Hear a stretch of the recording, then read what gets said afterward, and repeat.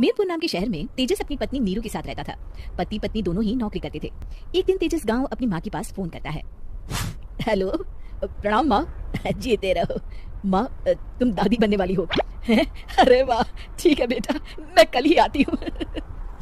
जब माँ जी शहर पहुंची तो बेटे बहू ने बहुत अच्छे से स्वागत किया। लीजिए माँ जी चाय। अरे गर्मा गर्म पकौड़े ले आओ माँ के लिए। नीरू रसोई में गई और 2 मिनट में ही पकौड़े ले आई। जी ये लीजिए। बहू जादू से बनाए हैं क्या? अभी तो रसोई में गई थी। यम्मी। माँ जी शीला रसोई में पकौड़े तल रही है, मैं बस लेकर आई। हे भगवान, मेरा धर्म भ्रष्ट कर दिया तूने। अब तो गंगा जल से शुद्धिकरण करना होगा। दूसरे दिन, माँ जी मैंने नाश्ता बना दिया है, ऑफिस जा रही हूँ। पर अभी तो घर का सारा काम पड़ा है। शीला आती ही होगी, झाड़ू पोछा बर्तन कपड़े वो सब कर लेगी। हमारे जमाने में घर का सारा काम हम ही करते थे। जी माँ जी आप बहुत होशियार हैं, मैं घर ऑफिस दोनों नहीं संभाल पाती। तो जरूरत क्या है घर से बाहर जाकर चाकरी करने की? वैसे भी घर का काम खुद करने से घर में बरकत आती है, समझी? पर माँ जी। पर वाला कुछ नहीं, इस महीने की पगार मिले फिर ऑफिस बंद है। हाँ।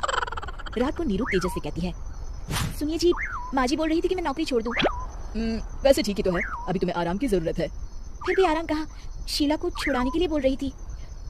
तो अब 24 घंटे में इतना काम तो कर ही सकती हो। पर जॉब पसंद है मुझे, घर पर मन नहीं लगेगा। अगले दिन जब दोनों ऑफिस के लिए निकल रहे थे, मेरी तो कोई कीमत ही नहीं है इस घर में। माँ जी आजकल महंगाई बहुत है, रहन सहन भी बदल गया है, दोनों नौकरी करते हैं तभी ठीक रहता है। अच्छा, तू कहना क्या चाहती है? मेरा बेटा तुझे बिठा के खिला नहीं सकता? तू ही इस घर का खर्च चला रही है, हैं? नहीं माँ जी, मेरा वो मतलब नहीं था। मतलब खूब समझती हूँ, ये बाल धूप में सफेद नहीं किए मैंने। हाँ। अब तो ये रोज का काम हो गया था। तेजस भी रोज की झिकझिक से परेशान हो गया था। एक दिन उसने कहा, नीरू वैसे भी तुम्हें मैटरनिटी लीव मिलने वाली है, तो अभी से ही छुट्टी ले लो। पर क्या, मेरी सैलरी अच्छी खासी है। आखिर नीरू ने रिजाइन कर दिया।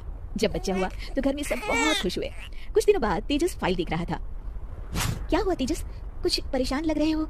हाँ, वो हमारी जितनी सेविंग्स थी वो तो हॉस्पिटल में और छठी के फंक्शन में खत्म हो गई है नीरू। और अभी वैसे मंदी चल रही है तो मैं बोल रही थी कल मुन्ना को हेपेटाइटिस का टीका लगवाना है। नीरू क्या पोस्टपोन नहीं कर सकते? नहीं जी बिल्कुल नहीं।